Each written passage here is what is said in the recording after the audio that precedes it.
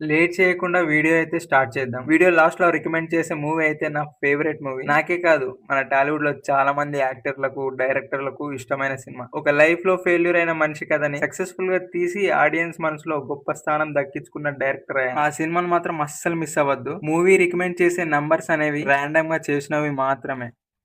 కథ విషయానికొస్తే మురళీకృష్ణ అనే ఫారెస్ట్ ఆఫీసర్, తులసి అనే ట్రైబల్ అమ్మాయి ఇద్దరు ప్రేమించుకుంటారు. పెళ్లి కూడా చేసుకోవాలని అనుకుంటారు. ఈ విషయం మురళీకృష్ణ తన ప్రాణ స్నేహితునికి చెప్పి 3 రోజులలో తిరిగి వస్తానని తులసికి మాట ఇచ్చి వెళ్తాడు. వెళ్ళిన తర్వాత అనుకోని పరిస్థితుల్లో ఒకరిని చంపుతాడు. మురళీకృష్ణ ఈయన్ని ఎందుకు చంపాడు? 3 రోజులలో తిరిగి వస్తానన్న మురళీకృష్ణ ఏమయ్యాడు? తర్వాత ఏం జరిగింది అన్నది ఈ సినిమా కథ. మురళీకృష్ణ, తులసి ఈ 2 క్యారెక్టర్లు మీకు చాలా బాగా కనెక్ట్ అవుతాయి. తులసి క్యారెక్టర్ చేసిన అర్చన గారు ఈ మూవీ మొత్తం జాకెట్ లేకుండానే షూటింగ్ కంప్లీట్ చేశారు. మూవీలో చూపించే ఇక్కడి ప్రజలు ఇలా చీర మాత్రమే కట్టుకొని జాకెట్ లేకుండానే ఉంటారంట. ఆ కాలంలోనే అర్చన గారు అంత డేర్ చేసి సినిమా తీయడానికి గల కారణం తను చేసిన తులసి క్యారెక్టర్ లోని పవిత్రతేనంట. నిజంగానే ఈ సినిమా మనం చూస్తున్నంత సేపు ఎక్కడ కూడా వల్గారిటీ అనేది కనిపించదు. అంత పవిత్రంగా ఉంటుంది తులసి క్యారెక్టర్. అంతెందుకు ఈ సినిమా షూటింగ్ అయిపోయేంత వరకు కూడా భానుచందర్ గారికి తెలియదంట అర్చన గారు జాకెట్ లేకుండా మూవీ షూటింగ్ మొత్తం కంప్లీట్ చేశారు. ఇళయరాజా గారి మ్యూజిక్ గురించి ప్రత్యేకంగా చెప్పక్కర్లేదు. ఇప్పటికీ ఈ సినిమా పాటలు ఇష్టంగానే వింటుంటాం. ఈ సినిమా తీసింది బాలు మహేంద్ర గారు. యూట్యూబ్ లో ఈ సినిమా అవైలబుల్ గా ఉంది, చూసేయండి. ఊర్లో టాకీస్ నడిపే జగ్గన్న దొర ఆ ఊర్లో జనాల్ని ప్రభుత్వం నుండి వచ్చే నిధుల్ని తన ఇష్టంగా వాడుకునేవాడు. దొర టాకీస్ లో ఆడే సినిమా ప్రచారం కోసం బండి పైన ఊరు తిరిగేవాడే బండిరాముడు. అరుంధతి అనే అమ్మాయి బండిరాముడిని ప్రేమించి పెళ్లి చేసుకుంటుంది. అదే టైంలో పంచాయతీ ఎన్నికలు వస్తాయి. ఊరికి రిజర్వ్డ్ స్థానం వస్తుంది. జగ్గన్న దొర తన దగ్గర అణిగిమణిగి ఉండే బండిరాముడిని ఏకగ్రీవంగా గెలిపిస్తాడు. బండిరాముడు ప్రెసిడెంట్ అయ్యాక ఊరి పరిస్థితి మారిందా లేదా, బండిరాముడు ప్రెసిడెంట్ కావడం వల్ల తన జీవితం ఎలా మారిందనేది ఈ సినిమా కథ. క్లైమాక్స్ మాత్రం వేరే లెవెల్ లో ఉంటుంది. ఈ సీన్ లో యమున, రాజేంద్ర ప్రసాద్ గారి పర్ఫార్మెన్స్ ఉంటుంది. కళ్ళల్లో నీళ్లు తిరుగుతాయి. రాజేంద్ర ప్రసాద్ గారు అంటే కామెడీ సినిమాలు, కామెడీ క్యారెక్టర్లు గుర్తుకొస్తాయి. కానీ ఈ సినిమాలో ఆయన్ని వేరే యాంగిల్ లో చూస్తారు. ఈ సినిమాలో రాజేంద్ర ప్రసాద్ గారి పర్ఫార్మెన్స్ కి స్టేట్ నంది అవార్డు కూడా వచ్చింది. ఎర్రమందారం సినిమాకి 5 నంది అవార్డులు వచ్చాయి. ఈ సినిమా యూట్యూబ్ లో అవైలబుల్ గా ఉంది. రాజేష్ అనే అబ్బాయి దేవి అనే అమ్మాయిని ప్రేమిస్తాడు. తన వెనక తిరిగి ఆ అమ్మాయి కూడా తనని ప్రేమించేలా చేస్తాడు. పెళ్లి చేసుకోవాలని అనుకుంటారు. పెళ్లి ఫిక్స్ అయిన తర్వాత రాజేష్ దేవిని దూరం పెడతాడు. తనని కలవడం ఆపేస్తాడు. దేవికి నచ్చని పనులు చేస్తూ ఉంటాడు. అంతలా ప్రేమించిన రాజేష్ దేవిని ఎందుకు దూరం పెడతాడు, తనకి నచ్చని పనులు చేస్తూ ఉంటాడని సినిమా చూసి తెలుసుకోవాల్సిందే. ఆ కాలంలోనే 4 కోట్లకు పైన షేర్ కలెక్ట్ చేసిన మొదటి సినిమా ఇది. మన తెలుగులోనే కాకుండా బెంగళూరులో కూడా ఒక సెంటర్ లోనే 46 లక్షలు కలెక్ట్ చేసి కర్ణాటకలో రికార్డ్ క్రియేట్ చేసింది. యాక్టర్స్ పర్ఫార్మెన్స్, దాసరి నారాయణరావు గారి డైరెక్షన్ మీకు చాలా బాగా నచ్చుతుంది. కే చక్రవర్తి గారు కంపోజ్ చేసిన ఈ పాటలు సూపర్ గా ఉంటాయి. ఈ సినిమా స్టోరీ బేస్ చేసుకొని ఇంకో సినిమా కూడా వచ్చింది. ఆ సినిమా ఏదో తెలిస్తే కామెంట్ చేయండి. ఈ సినిమా యూట్యూబ్ లో అవైలబుల్ గా ఉంది. ఈ సినిమా చూసిన తర్వాత మీరు అనే ఒక మాట, పిచ్చి ప్రేమ గురించి వినడమే కానీ ఈ సినిమాలో చూశామని. కథ విషయానికి వస్తే మహర్షి అనే కాలేజ్ స్టూడెంట్ అల్లరి చిల్లరగా తిరుగుతూ టీచర్స్ ని, స్టూడెంట్ ని ఏడిపిస్తూ ఉంటాడు. అదే కాలేజ్ లో చదువుకొని సుచిత్ర అనే అమ్మాయిపై ప్రేమను పెంచుకుంటాడు. కానీ సుచిత్ర మాత్రం మహర్షిని పట్టించుకోదు, అసహించుకుంటుంది. మహర్షి సుచిత్ర వాళ్ళ అమ్మ నాన్నలతో పెళ్లి గురించి కూడా మాట్లాడతారు. కానీ సుచిత్ర ఒప్పుకోదు. సుచిత్రకు వచ్చిన ప్రతి పెళ్లి సంబంధాన్ని మహర్షి చెడగొడుతూనే ఉంటాడు. అదే టైంలో సుచిత్ర చైల్డ్హుడ్ ఫ్రెండ్ తిలక్ కలుస్తాడు. ఇద్దరు పెళ్లి కూడా చేసుకుంటారు. తర్వాత మహర్షి ఏమయ్యాడన్నది సినిమా కథ. ఈ సినిమా రిలీజ్ అయినప్పుడు అంతలా ఆడలేదు కానీ వన్ సైడ్ లవర్స్ కి చాలా కనెక్ట్ అవుతుంది. కృష్ణ భగవాన్ గారి మొదటి సినిమా ఇది. ఈ సీన్ దగ్గర వచ్చే బీజిఎం, క్లైమాక్స్ లో వచ్చే ఈ బీజిఎం వేరే లెవెల్లో ఉంటాయి. ఈ సినిమా యూట్యూబ్ లో అవైలబుల్ గా ఉంది.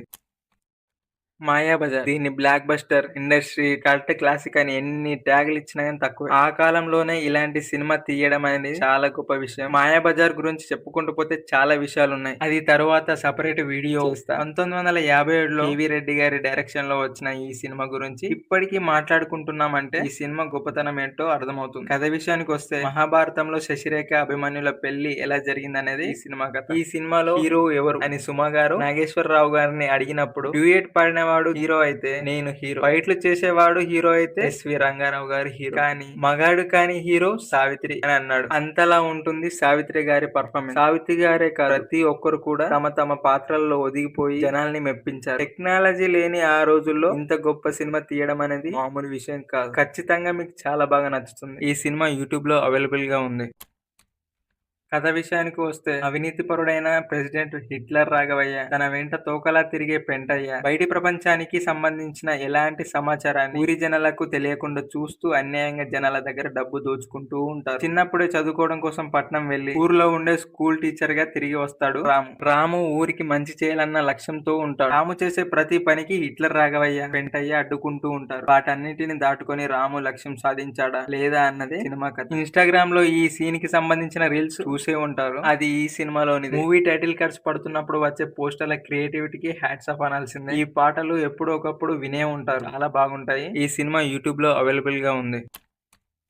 సంగీతమే ప్రపంచం అనుకునే తండ్రి, మానవ సేవే మాధవ సేవ, సమాజాన్ని మార్చాలి, మంచి చెయ్యాలని అనుకునే కొడుకు. వీళ్ళిద్దరి మనస్తత్వాలు వేరు కావడంతో తండ్రి కొడుకులు గొడవపడి కొడుకు ఇంట్లోంచి వెళ్లిపోతాడు. ఊర్లో చాలా కుటుంబాలు తాగుడు వ్యసనంతో జీవితాలను నాశనం చేసుకుంటున్నారని గ్రహించి దాన్ని మార్చాలనుకుంటాడు. లలిత సహాయంతో ఊరిని దత్తత తీసుకొని ఊరు మొత్తాన్ని మార్చగలిగాడా లేదా, ఆ ప్రయాణంలో అతను ఎదుర్కొన్న పరిస్థితులు ఏంటన్నవే ఈ సినిమా కథ. ఇందులో ఫాదర్ క్యారెక్టర్ చేసిన ఆయన మన మహానటి సావిత్రి గారి భర్త జమినీ గణేశన్ గారు. ఈ ఒక్క సీన్ చాలా సినిమా వర్త్ ఉంటుందని నమ్మకం వచ్చేస్తుందని. కానీ ఈ సినిమాని బాక్సాఫీస్ దగ్గర ఫ్లాప్ చేసిర్రు ఫ్యాన్స్. దానికి కారణం బాస్ తీసిన ముందు సినిమాలే. ఆయన్ని అంత సాఫ్ట్ క్యారెక్టర్ లో చూడలేకపోయారు జనాలు. ఈ సినిమా ఫ్లాప్ అయినా కానీ ఉత్తమ చిత్రంగా జాతీయ అవార్డు కూడా అందుకుంది. ఇంత మంచి కల్ట్ క్లాసిక్ సినిమాని ఫ్లాప్ చేసినందుకు చాలా బాధగా ఉంది. ఇలా ఫ్లాప్ చేసినందుకే చిరంజీవి గారి నుంచి ఇలాంటి సినిమాలు రావడం ఆగిపోయాయి. ఈ సినిమా యూట్యూబ్ లో అవైలబుల్ గా ఉంది.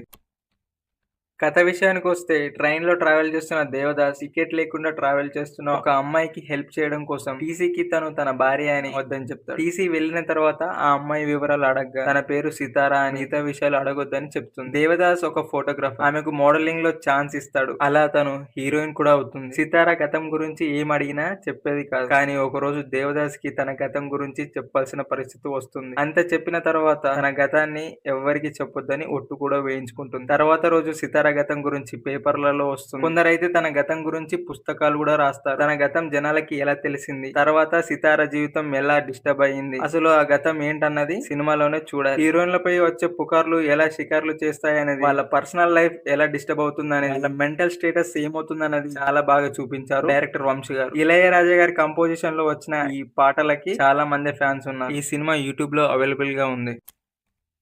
ఈ సినిమా కథ విషయానికి వస్తే సేమ్ మహాభారతం లాగానే ఉంటుంది. సూర్యాన్ని తన తల్లి పెళ్లి కాక ముందే కానీ ట్రైన్ లో వదిలేయడం, అక్కడి నుంచి పిల్లలు పారుతున్న కాలువలో వదిలేయడం, సూర్యాన్ని కాపాడి పెంచుకోవడం, సూర్యం అవమానాలు పడడం, ఒక్కసారి కాపాడినందుకు దేవాకి ప్రాణం ఇచ్చేంతగా అభిమానించడం, దేవ అన్యాయాలు అక్రమాలు చేసేవాడని తెలిసిన అతని స్నేహాన్ని వదలకపోవడం, ఇలాంటివి చాలానే ఉంటాయి. ఈ బ్రేకప్ సీన్ ఉంటుంది. రజనీ పర్ఫార్మెన్స్ తో ఆల్రెడీ చంపుతూ ఉంటే ఇంకా సావన్ రాని ఇళయరాజా బ్యాక్గ్రౌండ్ మ్యూజిక్ తో ఇంకా చంపేస్తుంది. ఈ దేవ క్యారెక్టర్ కు ముందుగా మనం మెగాస్టార్ నే అనుకున్నారంట. కానీ క్లైమాక్స్ లో దేవ క్యారెక్టర్ చనిపోతుందన్న కారణంతో చిరంజీవి గారు ఆ క్యారెక్టర్ ను చేయలేదు. ఈ సినిమా యూట్యూబ్ లో అవైలబుల్ గా ఉంది.